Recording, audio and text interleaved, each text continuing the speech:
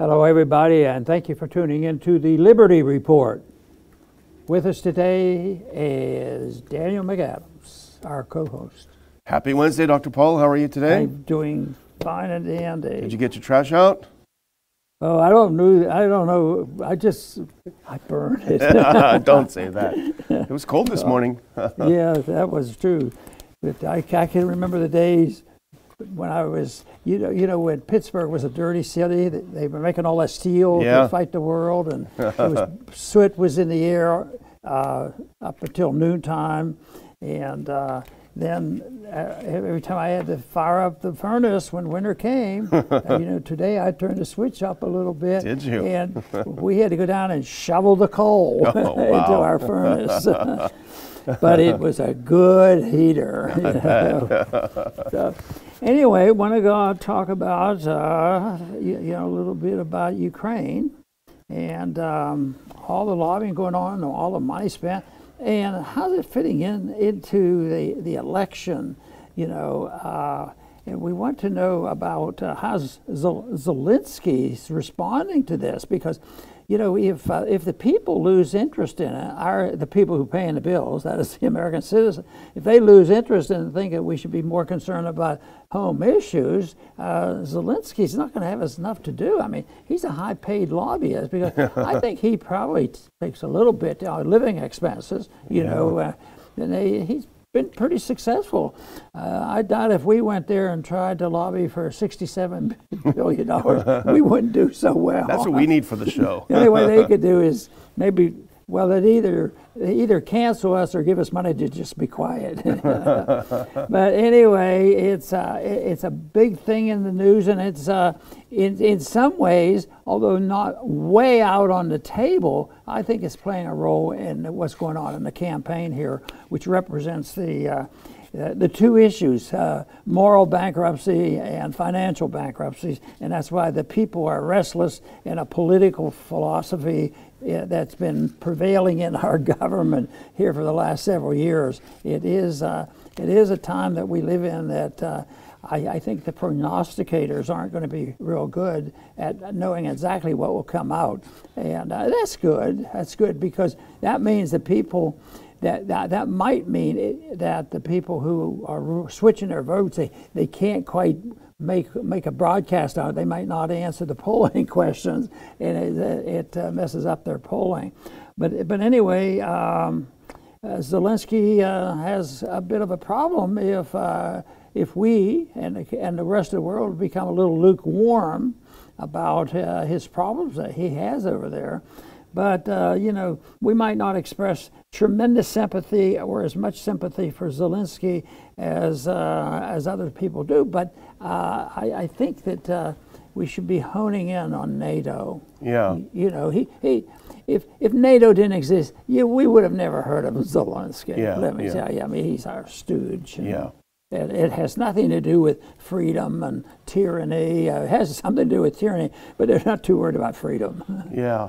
Well, let's put up that first clip, because this is an article that we noticed in Unheard, and it kind of trails with some other things that we've been looking at this morning. Will America end Zelensky's dream? This is Thomas Fazzi wrote this. The pro-war consensus seems to be weakening. It's a very good article that we recommend reading. And let's do that second clip. This is from the article. This is how he opens the article. Go back if you can. That's not the right one. Anyway, what he talks about in the article is how much the establishment now, the establishment figures, and he cites David Ignatius, he cites the Washington Post, he cites Josh Hammer with a piece in Newsweek, he cites David Sanger, very pro-war traditionally, Elon Musk, who's not necessarily pro-war, but essentially these are all the figures of the establishment who are now changing their tune out, and they're not turning anti-war. And a lot of them, I think, are disingenuous. They see that the ship is sinking, I think, and they're ready to abandon ship. But what's happening, if we can, so what's happening is the establishment is shifting on this, and that's, I think, a big deal, and I think he's mentioning that. And I think that's also being reflected in the Republican leadership, Now, if we can put that clip on, the clips got messed up a little bit this morning. I don't know what's going on. Our internet was messed up. But the picture of McCarthy on there, if you can put up. Here we go. And this is something else I think that ties into the same thing. GOP will likely oppose more aid if Republicans win House back, McCarthy. And with Kevin McCarthy, that's about as anti-war as you could possibly get. Right. We might oppose the aid. But a shift is happening, I think. Yeah. You know, Tulsi sort of is involved in this because she's a public figure. She's well liked. She made a major decision, and the decision actually was around this whole issue about why we're over in Ukraine spending all this money, and she didn't look like the person to pick on right now, you know. And I think that was beneficial, that she added a little fuel to the fire. And I think right now, though, that there's more and more people waking up to what's happening. And if the Republicans win back the House, I don't know. It'll be beneficial. I sure hope they're right. It isn't the issue that comes up at every town hall meeting. You know, it has, though, to some degrees. People will, when they're in a tight race, they might say, look, why are we spending all that money on the borders in Ukraine and not dealing with some of these problems at home? But that's an overall position to take, is when you run an empire, the end of an empire comes when people who run the empire forget about the people who are paying for it, and there's finally a rebellion against it. And it doesn't have to be a violent rebellion. And I think people are starting to oppose the war. And when Washington Post allows some of this stuff, you know, a year ago, they probably wouldn't even seen it in the Washington Post, saying that there's a bit of a problem and maybe we've overdone it in Ukraine. And in a way, maybe this is silly, but it sort of feels like those 2 years with COVID. You know, from the very beginning, you were saying, we were saying on the show, this is a bad idea. Everything you're doing is wrong. It's really stupid policy. It's going to be a disaster. And we were, of course, and I don't know if you can get that one with all the charts on, all the numbers on it, if you can put that up. But I think this is actually interesting. And you're right, it's probably more nuanced. Actually, no, the one with just the numbers. And that's okay. So the point is that according to this new New York Times poll, only 2% believe that the Ukraine situation is the most important thing we need to face. Whopping majority of them believe the economy is the issue. So with Democrats running on Ukraine as the issue and only 2% of the Americans that concerned about it, there's a problem coming up. This is very significant, but it might not be as wonderful as we want it to be. Yeah. It's not that 98% of the people said, we've had enough, it's spending too much, we shouldn't be there, we should end the empire, we should balance our budget, and this is where we should start, we should take care of it. I don't think it's there. I think it's a lot of apathy. They're tired of it. And you mentioned, you know, COVID war. People finally got tired of it and didn't believe it, so now they're not believing this story either. So, no, I think it's all good news. Their motivations will never be fully known, the motivations of each and every voter. But right now, it probably, the 2% listing this is probably another reflection. I would say that the Democrats would look at this as very negative for them, because what they're saying, you know, they wouldn't do this if, you know, they took a long time to do that in the 60s to get this, our street demonstrations.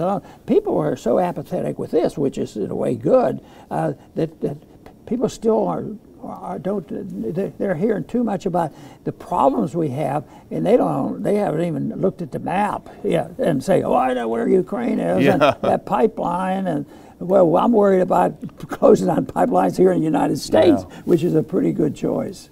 Well, here's a couple of things from the Zero Hedge article, just a couple of quotes, and I think we can take some courage in this, because we've been talking for a while about how there's kind of a new crop of Republicans that are leaning against war. I wouldn't say anti-war, but leaning in a better direction. And here's from the article. I'll just read a couple of clips because I can't put them up.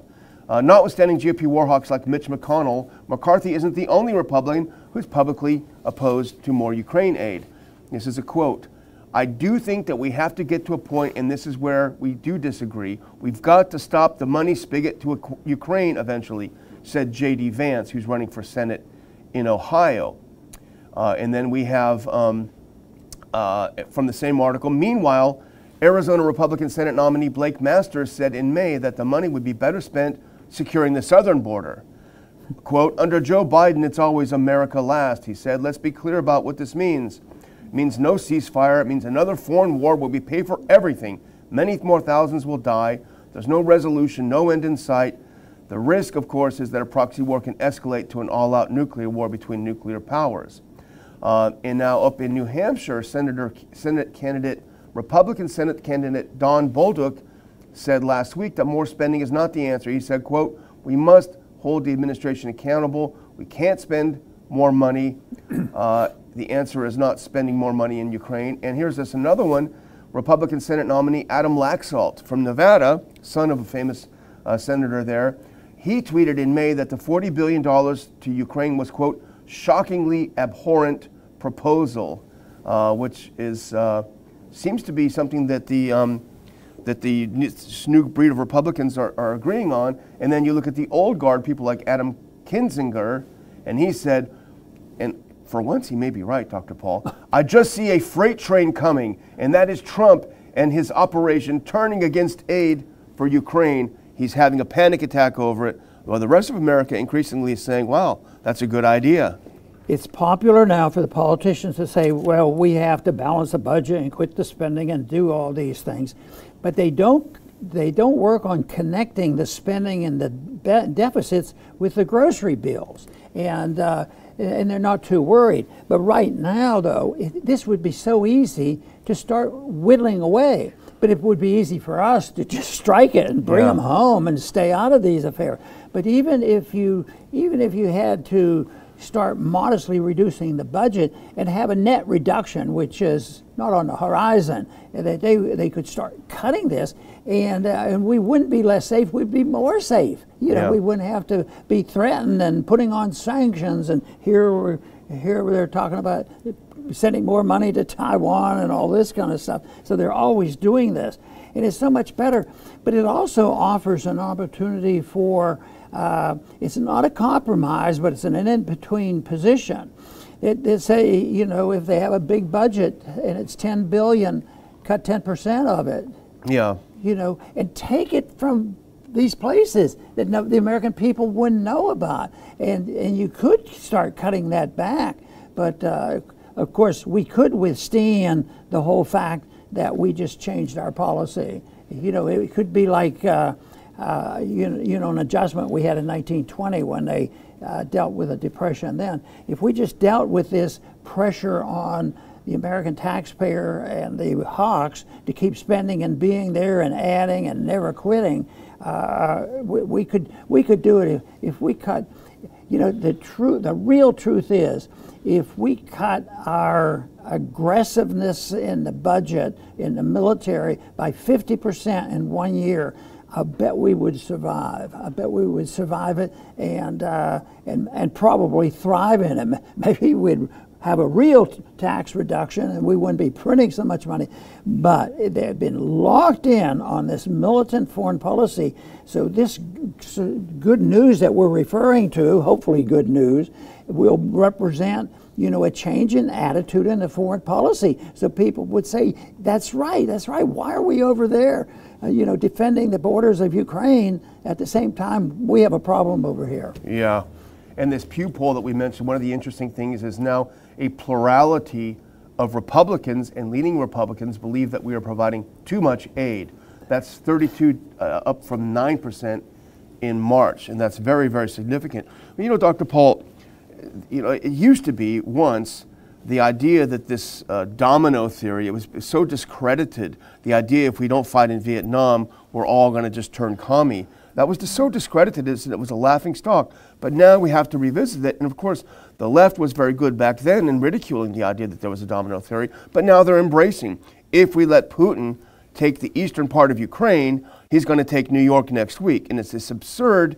It's even more absurd now than it was during the Cold War. But somehow this is sort of back from the dead. That's right. Yeah. The big obstacle to all this is there's a lot of people still very much in control in the propaganda.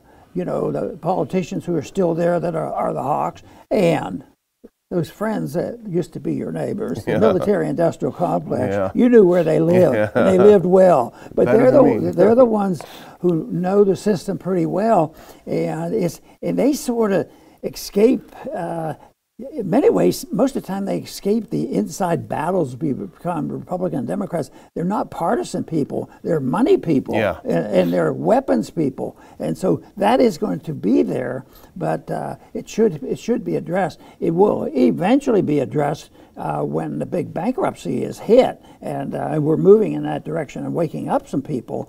But that has to happen too, because that means undermining and changing an attitude that started 100+ years ago. You know, the foreign policy that fits into foreign aggression, and making the world. Woodrow Wilson's make the world safe for democracy. Yeah. Well, that's not even a very good idea to begin with, let alone the amount of money they spend, and it doesn't work. Yeah.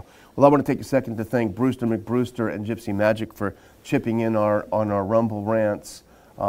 We appreciate the support. But you talk about corruption, and that is a perfect segue to our next segment.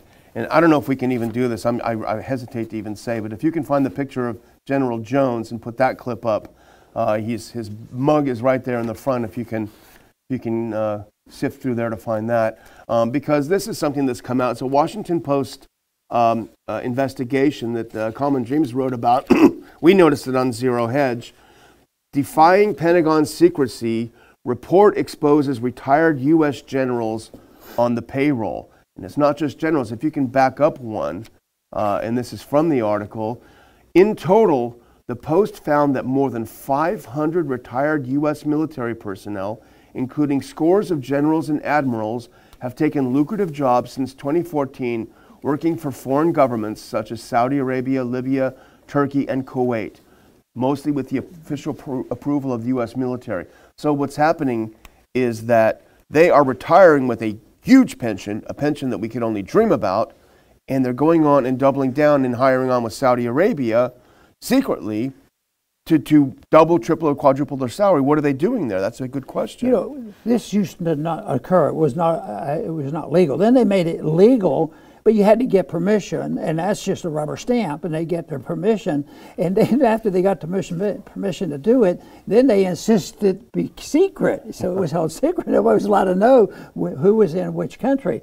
But it raises more questions than it settles. Why are they there? Is it only the money they're going to make out of it?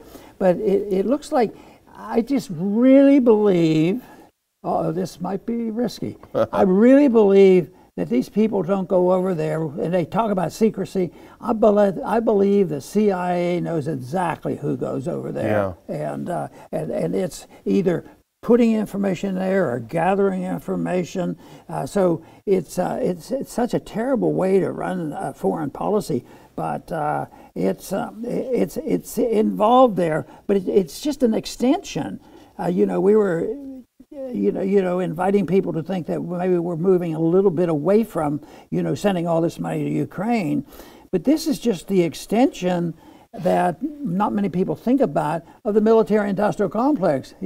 They do it and they participate and they become experts, and then they become an expert in the lobbyists for it. I imagine the biggest motivation of some of this stuff is the military people know how to help arms manufacturers selling weapons, and it's and of course I think they this week they said that I think it was Taiwan, they were able to spend the money as they choose. Because all the money isn't. It goes, like the point you frequently make, it goes to the arms manufacturer, or it goes to a university to propagate this propaganda. So that's a big problem. But I think the only thing that we can do is help explain it and get people to the point where the answer. Tinkering is okay if you're moving in the right direction. A little bit is better than nothing. But the whole thing is, if you need to change it, you have to change the policy and you have to change the attitude. And that's what, when we see some of this, it looks like the attitude is changing, and attitudes make a difference.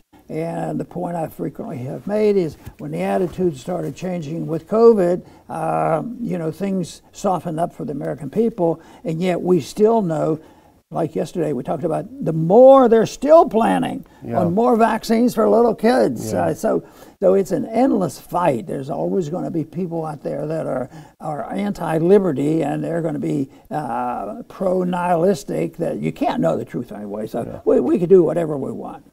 The thing about this that's troubling, okay, we don't know what they're doing for Saudi Arabia, United Arab Emirates, etc. But the thing is, Americans do have the sense that generals and admirals and high-ranking officers, they're figures of authority, and they're presented as such when they're on the media.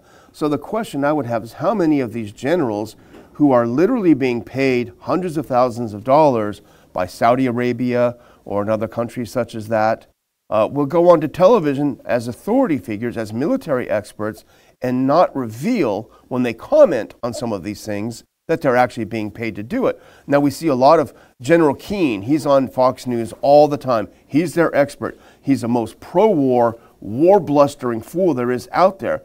What's never revealed when he and so many others like him go on television is the fact that he's literally on the board and getting paid by military contractors. So we need to have this kind of full disclosure. I think it's unseemly. If you retire, it's not for me to tell people what they should earn, but if you retire on a $200,000 government salary after a career in the military, maybe you should just kind of chill out and not think you want to make $1 million off of it. It's amazing how they can maintain their arrogance. Zelensky is still, he's almost like, hey, send me my check. This month I need this much money. And so often he has, up until now, he has gotten it. The other thing is that they're getting 70%. Saudi Arabia receives around 70% of their weaponry, and they get other things too. But for logistical support, so they keep doing this. And you get to thinking, well, why do we do this?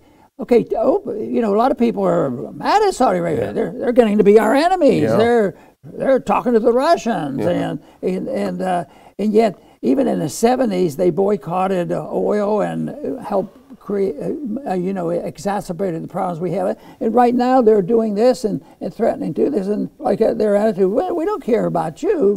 And they're totally dependent on us to do this. I would say the principle of foreign aid and intervention and clowning around like that is not worth anything to us, and we ought to let the market dictate prices and then let somebody else make a decision, not the politicians who are wheeling and dealing with their lobbyists.